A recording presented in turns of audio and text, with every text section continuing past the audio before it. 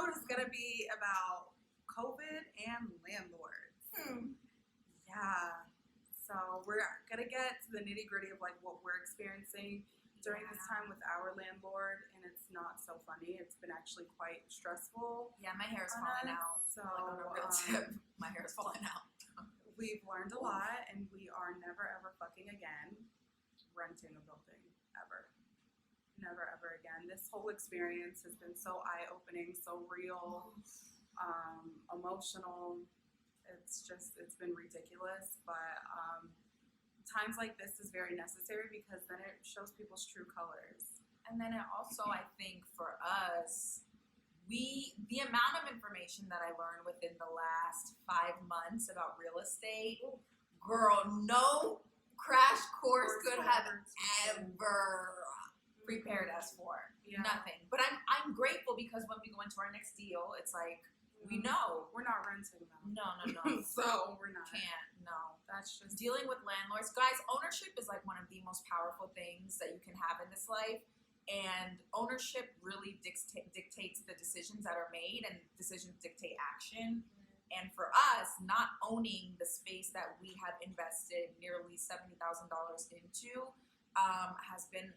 it's been a headache, and it's giving me so much anxiety because it's like we have to rely on someone else's opinion, someone else's feedback, someone else's whatever. And granted, it's our first like brick and mortar, so we had to have learned it sometime, but it's not fun.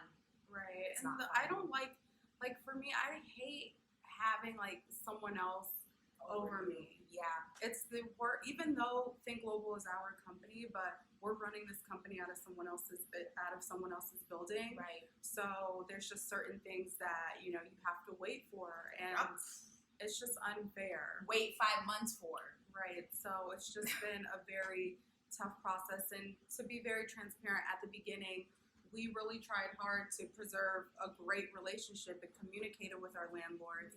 And about a month ago, our landlord fully stopped communicating with us, and now has no communication. Only her attorney wants to speak with us, and it's really sad to see that. But you know what? At the end of the day, thank God we're learning it now. Amen. Because Amen.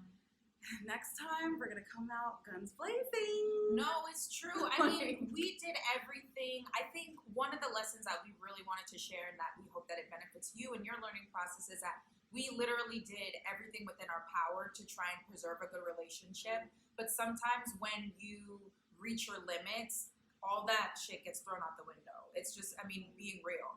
So basically, we've just been waiting about 5 months to fully be able to operate our company, and it's been very difficult to do that because a lot of what needs to move forward is within the landlord's sole control, and none of it is within our control. So we've been held up on funding, we've been held up on certificate of use, certificate of occupancy, and now, we got the property in November 12th to be exact, and it's now April 20th, and or April 21st, April 19th, and we still don't have the documents that we need to get our stuff.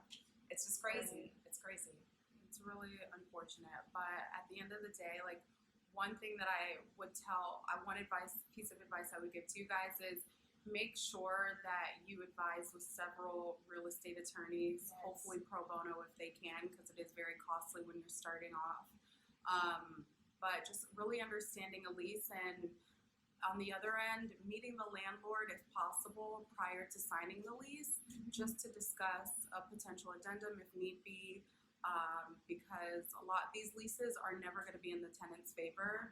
But if you can create a good relationship with your landlord, I highly suggest you do that, and you would hope that they continue to respect you and want to have a long-term relationship as well. Right. And I would also suggest, if you are in a startup and, funding is tight for you, funds are tight, try your hardest to, like Megan said, get a pro bono attorney. But if you can't, pay for the attorney.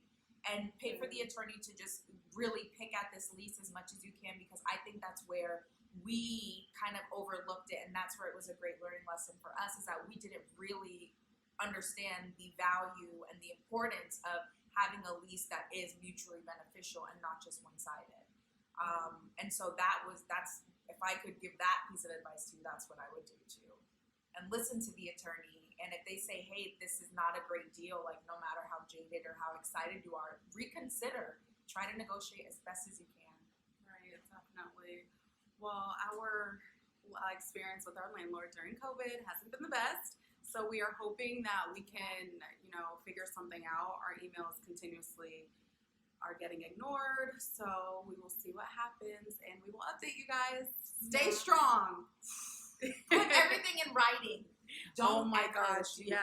any not text messages, text put your everything landlord. in writing. If you have a call, record the call and then write notes that summarize the call and just put everything in writing as best you can, even if one side is not for it. Just cover everything, guys.